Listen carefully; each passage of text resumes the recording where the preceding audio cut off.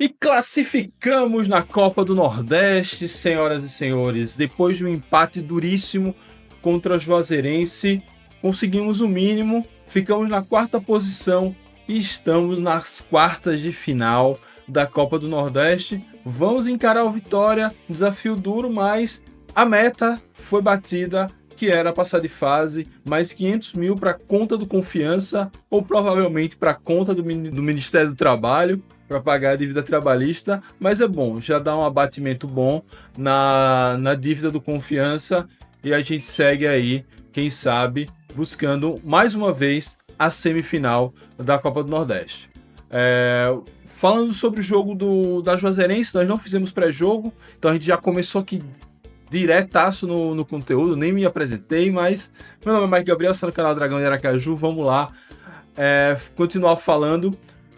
Jogo contra a Juazeirense, a gente já falava, o Adalto é um personagem era um personagem desse jogo, e assim foi, gramado difícil, e o Confiança ainda ficou com -1, expulsão, que eu vi muita gente reclamando, mas vai ser justa, de Eduardo Moura, e aí coube ao Confiança se defender, se proteger, evitar tomar um gol, que até não atrapalharia muito se a gente perdesse essa partida, mas fomos ali dentro do que o conservadorismo nos permite no futebol. Resistimos aos ataques da Juazeirense, criamos quase nada, mas no final das contas o 0-0 garantiu a nossa classificação. Para entender essa estratégia e o que aconteceu, ouça aí um trechinho da entrevista coletiva de Luizinho Vieira. Boa noite. Foi uma necessidade, porque por dois motivos.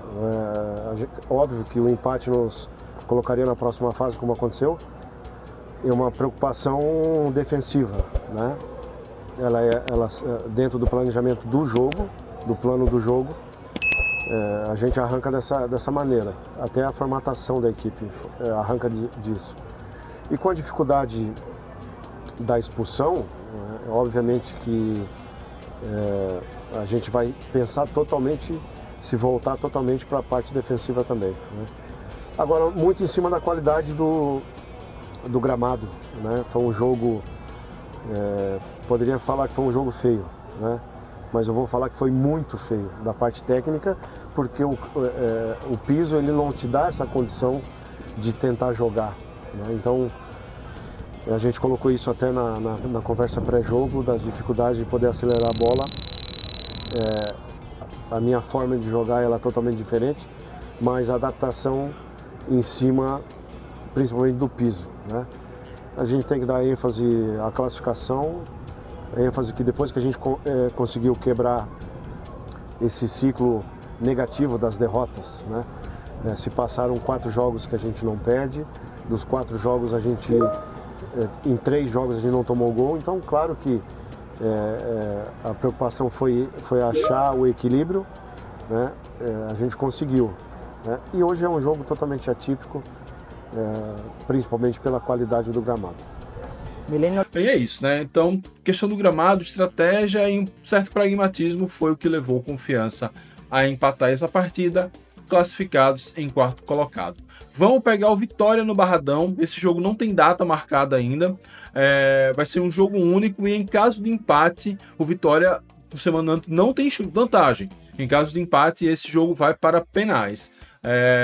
Do mesmo lado da nossa chave, as outras quartas de final é CSA e Ferroviário, e do outro lado, que faria uma possível final caso a gente chegue lá, de um lado tem Bahia e Fortaleza, Ceará e Sport, ou seja, caímos no lado mais tranquilo do chaveamento. Difícil será vencer o Vitória no Barradão, mas não é uma coisa que a gente não temos o costume de fazer. Tudo bem, hoje, quando a gente venceu o Vitória, era um contexto do Vitória estar na Série B, e a gente também, ou eles na B, a gente na C. Agora o contexto é o Vitória na Série A e a gente na Série C. Desafio grande, não será fácil, mas o Náutico fez isso na Copa do Brasil, porque a gente não pode sonhar. Acho que da situação, talvez seja a segunda situação menos problemática. Acho que o ideal seria pegar o CSA, o Ferroviário. O CSA era impossível, que está do nosso lado da chave, então o ideal seria pegar o Ferroviário, mas sendo o Vitória, vai ser 90-10, mas tem aqueles 10% ali de esperança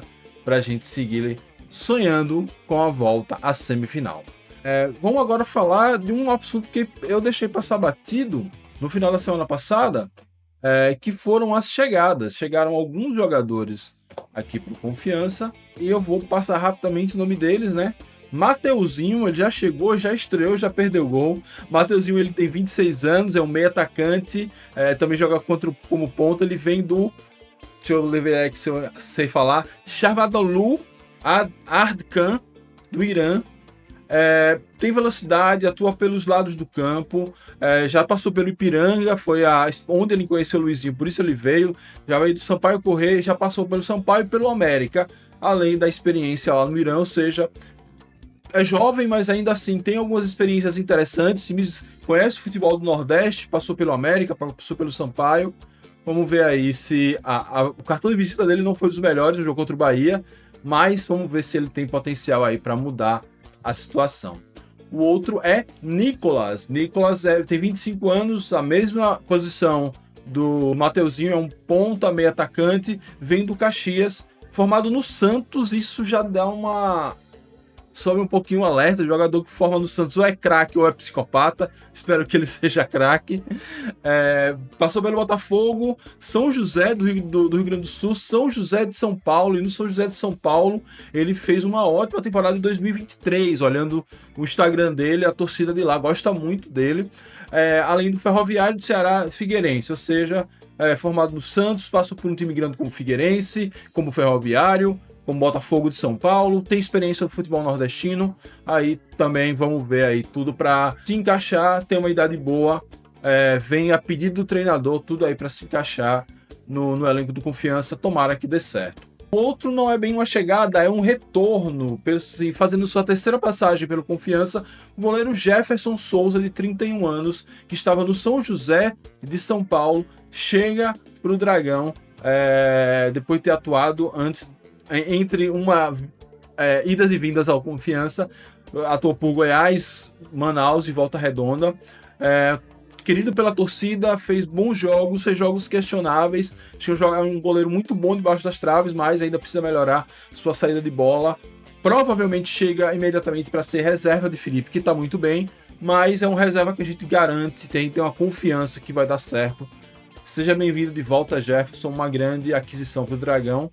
E talvez a principal reforço nessa janela, que se encerra amanhã ou hoje, dependendo do dia que eu soltar esse vídeo, Valdo, que está chegando aqui de volta, cria na nossa base, foi negociado com o Ceará, fez história no Ceará, depois foi para o Japão e agora volta para reforçar o Dragão nessa Série C.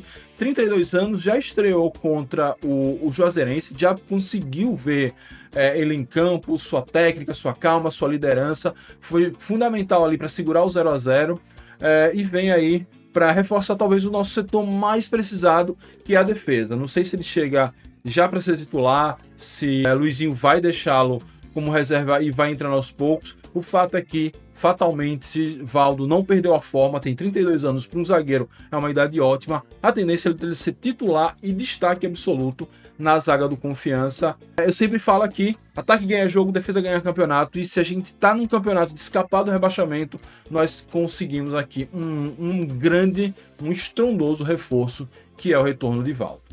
Além dessas chegadas, nós tivemos saídas, né? Giovani foi transferido para o Uberlândia, chegou lá, já até fez gol, então foi uma transferência. Pensou que não estava atuando tão bem assim, mas lá ele está indo muito bem e desejo sorte para ele. A gente pensou que tinha sido ali uma dispensa, mas não. O Uberlândia veio aqui, levou ele para jogar a Série D por lá. E Felipe Clemente, que a gente também achou que era uma dispensa, não. Foi transferido para o futebol de Israel. Eu não vou me arriscar a falar o nome aqui, mas ele fez aqui, ainda chegou a fazer 7 partidas na Série C, não marcou nenhum gol e está lá a caminho do futebol europeu, mais especificamente em Israel. Desejo sorte tanto a Giovani quanto a Clemente.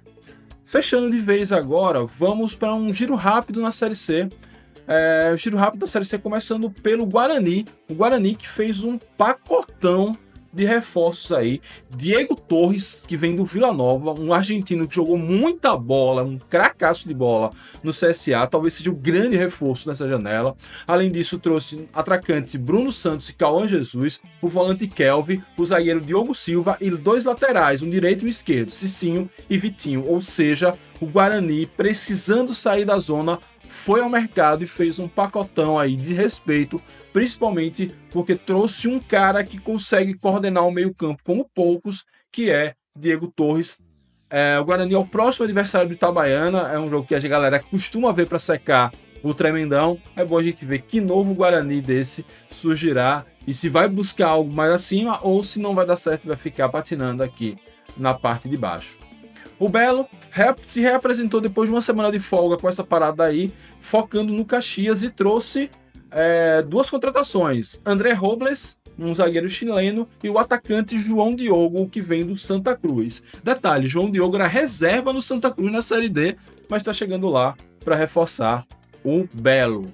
O Itabaiana contratou Gilson Kleina e nessa semana aí que a gente teve com Copa do Nordeste, eles fizeram um jogo treino contra o Lagarto, bem elogiado pelo treinador, e perderam 3 jogadores. O paraguaio Alex Fernandes, o lateral, e os jogadores Wendel e Romeu. O Wendel, salvo engano, tá indo pro Paysandu. Esse caiu para cima mesmo, e aí o Itabaiana, principalmente com a saída de Wendel e Romeu, perde muito poder de fogo, precisando buscar sair da zona do rebaixamento. Vamos ver aí qual a mágica que Gilson Kleina vai fazer. Fechando aqui esse giro, para a próxima partida, o zagueiro Roberto, que foi expulso aqui na partida contra o Dragão pelo Brusque, tá fora. Então o Brusque aí precisando se recuperar da goleada e ainda com desfalque. E o Londrina recebeu um novo treinador.